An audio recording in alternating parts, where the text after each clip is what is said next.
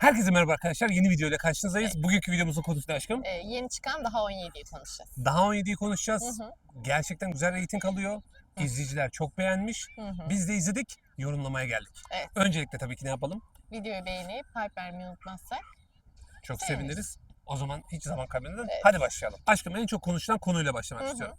Çağan Efe'yi yani Aras karakterini geleceğin Çağatay Ulusoy'una benzetiyorlar. Oo, Mesela çok iddialı bir benzetme. bayağı Çünkü bu arada. Aras, bak Aras'ın yaşı da mesela küçük daha. Evet. Ya 18-20 yaşında bir genç. Var Anlatabildim mı? mi? Tabii Daha tabii. 17 değil mi ya?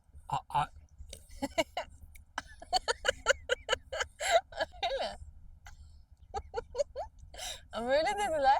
Ben Öyle real dendi. hayattaki yaşını kastettim aşkıcım. Tamam, küçük gene işte. Ama tabii ki küçük. Hı. Küçük bir kardeşimiz olduğu için mesela Hı hı. şeyi Çağatay'a benzetmek bence mantıklı Hı hı. bana göre. Ben oyunculuğunu izlediğimde mesela ben beğeniyorum. Bence de tatlı bir çocuk. Genç nesilden, yeni nesilden gelen bir oyuncu olarak bence çok başarılı. Hı hı. Ama Çağatay olabilmesi için şu O anda... tipinin Hı. öyle devam etmesi lazım. Çocuğun yakışıklı kalması lazım. Evet, Ve düzenli olarak böyle güzel başrollerde gene oynamalı. evet. O ergenlik dönemini güzel atlatmalı bence çocuk. Kesinlikle. Çünkü şu an Evet. ergenlik dönemi ya, Evet. en tehlikeli zamanlar çocuklar Evet. için. Yani ya komple silinecek ya Evet. parlayıp devam edecek. Kesinlikle. Evet. İki seçeneği söyleyeyim sana. Hı. Aras, geleceğin ya Aras Bulut'u olacak. Aras Bulut İynemli gibi yetenekli bir oyuncu görünecek. Böyle çok wow görünmeyecek. Çağatay gibi belki yakışıklılığıyla da ön plana çıkmayacak. Hı hı. Ama Aras Bulut gibi olacak. Ama eğer değerlenirse biraz daha vibe olarak güzelleşirse çocuk daha da Hı hı. güzelleşirse Hı hı. daha yakışıklı bir oturak özellikle 24-26 yaş arasında Evet. yüz hatlara oturduğunda Aynen. o yakışıklılığı devam ederse Evet. geleceğin Çağatay olacak diye düşünüyorum. Hı hı. Küçük Justin Bieber gibi düşün ya. Hı hı. Geleceği görmüşsün ve onu böyle yönlendiriyorsun seneler içerisinde ya. Bu çocuğun da kariyer yönetimini öyle düzgün yaparlarsa, ışık gördülerse o işi, Kesinlikle. çocuğun kariyeri çok farklı yere gidebilir. Bence o büyüdüğünde yakışıklı olacak. Ben de Şu aynı anki fikirdeyim. surat yapısı çok Biraz sempatik, çocuksu. çok tatlı. Evet. Evet, tam çocuksu, Çocuksu çok şu an. tatlı bir surat yapısı var. Gerçekten daha 17. Evet. Bence. Bence o yakışıklı bir çocuk olacakmış gibi. İnşallah. Sonuçta bir oyuncu bu kardeşimiz ve bu oyunculuk performansını düşünmek olursak ben abi gerçekten en beğendiğim en genç oyuncu diyebilirim. Yani mesela birine ödül vereceğim. Hı hı. Adaletli ödül vereceğim. O adaletli ödül profilimde Aras kesinlikle kazananlardan biri olur. Değil mi? O yaşa göre bence Yani de çok iyi 3 bir kişi oyuncu. falan var. Helin karakteri de mesela bak Aa, küçük. tabii. Sevdiğim Sensin'de oynayan karakter de mesela gençlerden en iyilerinden. Doğru. Ama ilk üçte bence Aras. Bu dizide şey çok bence parlayacak. Teoman Kim? dediğimiz o kardeşim sarışın olan çocuk var ya. Ha. Kardeşi aslında. O çocuğun farklı bir aurası var ama. Ya böyle Evet. nasıl denilir? Bizim neslimiz ona böyle fırlama der ya böyle. Hı. Tam öyle bir Yakışıklı, zengin yakışıklı çocuklarından. fırlama, evet. Öyle bir vibe var yani.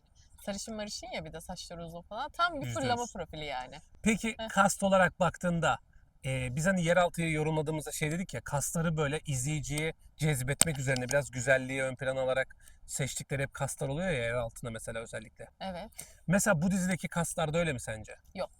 Değil mi? Bence büyüklerde öyle bir şey oynamamışlar. Nesrin'le o kocasının adı Hakan'dı değil mi? Evet. Onlar da böyle bir şey oynamamışlar. Hı. Normaller yani. Çok wow değiller. Belki çocuklar da işte o şeylerde oynamış olabilir. Aras'la Teoman'da oynamış olabilirler. Hayatı koy. yerleştirmişler Ha, gibi. evet, Hani hayattan evet. böyle görüntüler koymuşlar. Evet. Çok mantıklı. Doğru dedin. Aynen. Bak ben bir yandan kastı başarılı bulmuştum ama Evet. bu da çok farklı bir çok doğru bakış açısı geldi Mesela bana. Nesrin de çok wow bir kadın da değil. Çok şey bir kadın da değil ama güzel bir Ama kadın. güzel bir kadın. Evet, Heh. anladım. Ha. Aynı fikirdeyim. Evet, Gençler de öyle şu O an. Hakan dediği kocası da mesela tam bir Armağan Oğuz. psikopat tipoloji. O Hakan'ı yani Armağan Oğuz'u zengin bir baba ya Evet. ve psikopat bir babayı Evet. görüyoruz. Özellikle zengin ve babaların bu psikopat, böyle narsist, hep bir bozuklukları var ya. Evet. Neden zengin olan insanlarda hep bir sorun gösteriyorlar mesela? Mesela benim tanıdığım zengin arkadaşlarım da var ve gerçekten normaller aslında. Hayır. Ben size söyleyeyim, ben katılmıyorum abi.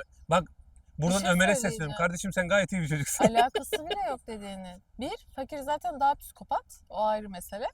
Hı. Zengini daha farklı psikopat. Çünkü her şey doyum noktasına ulaştığı için ya da çok zengin ailelerle büyüdüğü için ya çok şımarık büyüyorlar ya da çok kısıtlanarak büyüyorlar. Yani onlarda psikolojik travmalar kalıyor, anladın mı? Bence çok mantıklı yani. Arkadaşlar bu arada nasıl emeklerde çektiğimizi görüyorsunuz Ya saçlarımızdan. o kadar rüzgar O var kadar ki. rüzgar var ki ne yapalım ama çekeceğiz Manzara çünkü. çok güzel değil mi? Var evet. Arkada deniz var ya. Bu arada arkadaşlar şu emeğe karşılık lütfen şu like'ı bir de bir kanalımıza abone olursanız çok seviniriz. Saçımın şekline bakar mısınız? Sabahleyin çıktığımda o kadar iyi hissetmiştim kendimi şu anda. Ben aynı fikirde değilim seninle çünkü dizilerde hep zenginler kötü fakirleri iyi. Mesela Aras kardeşimiz çok mükemmel, çok temiz bir kardeşimiz. Fakir bir ailede yetiştirme yurdunda yaşadığı için. Ama gelmiş Teoman yani öz kardeşi Zorbalıyor. evet zorbalayan zengin ailede büyüdü diye babası da psikopat diye o da psikopat oldu. Ben mantıklı bulmuyorum abi.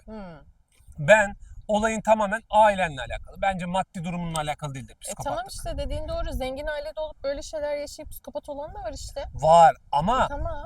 ama dizilerin hepsinde böyle oluyor ya. Başka bir dizi sen izliyorsun. dizisel olarak Ben demek dizisi de bu dizi istiyorsun. olarak demiyorum. Anladım dedin. Dizileri Doğru, izliyoruz. Doğru. Abi zenginler hep kötü gösteriyorlar. İnsanlar hep fakir mi kalsın abi? Yapımcılar. Ama sevindim. Bunlar böyle çok bilindik. Bilmiyorum daha önce hiç dizileri, filmleri oldu mu? Ben hiç denk gelmedim ama sıfırdan bir ismi artık popüler etmeye başlamaları güzel olmuş yani. Demek Kesinlikle. ki normal insanlar da No name'ler de. no name'ler de Böyle çok değil güzel biraz da. oyunculuk yapabiliyor. Onlara da fırsat verebilirsiniz. Evet fırsat verebilirsiniz. Bizlere de fırsat verebilirsiniz. Bizler de eğitim aldık. Yani Bizler de bu işi yapmak istiyoruz hep ama bilindik isimleri görmesek de olur. ama bu arada bu neden burada biliyor musun? Hı. Hemen bunun da açıklamasını yapayım arkadaşlar. Şu anda yeni sezona başlayacak dizilere bakın. Bir de şimdi şu anda başlayan dizilere bakın.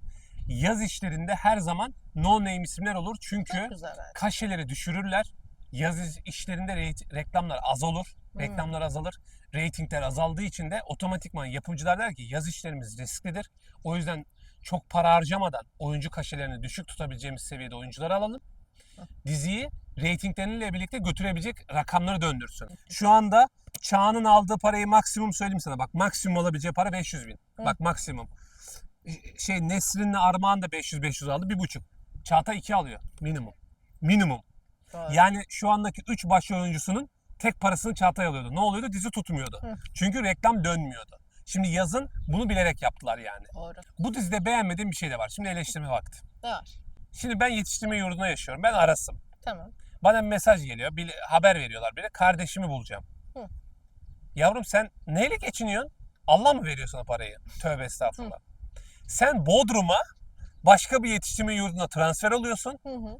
Kardeşini arayacaksın, kardeşini bulacaksın. Sonra ne olacak? Hı. Oğlum git bir fırında bir önce garsonluk yap, bir çalış lan. Nasıl geçineceksin oğlum? Kiralar kaç para? Bir de Bodrum'da. Aras, kiralar kaç para Bodrum'da biliyor musun sen? Değil mi? Gece konuda otursan bile 20 bin lira vereceksin kardeşim.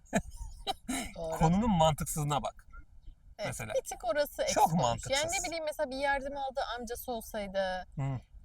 Evet. Gene orada hani bir tık orayı hani Destekleyici biri olsaydı. biri olsaydı. Mesela vicdan çekseydi ve arası bu şeyinde yardım etseydi mesela ona. Mesela Anladın mı? şöyle bir şey olsaydı. Hı. Örnek veriyorum yetiştirme yurdunda Yurdundaki insanlar öğretmen yardım olsaydı bir tane. etseydi. Yetiştirme Evet. yurdunda bir öğretmen Evet. olsaydı ve o öğretmen Bodrum'a transfer olsaydı. Hı. O sırada tesadüfen de Aras da gitseydi. Evet. O sırada da Aras da deseydi ki hocam beni de götürür müsünüz? Hocanın evinde kalmaya başlasaydı gibi. Hı. Çünkü gerçekçi konjektürde böyle bir şey olabilir mi?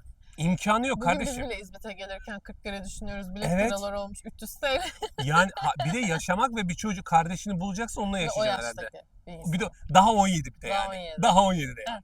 O zaman O zaman buraya kadar izlediğiniz için teşekkür Teşekkür ederiz. ederiz. Bu tarz videoların devam gelmesi için lütfen kanala abone olmayı, like atmayı, beğenmeyi, yorum atmayı her şeyi yapın lütfen. Desteklerinizi bekliyoruz. Bir Aynen. sonraki videoda görüşürüz. Kendinize iyi bakın. Hoşça kalın.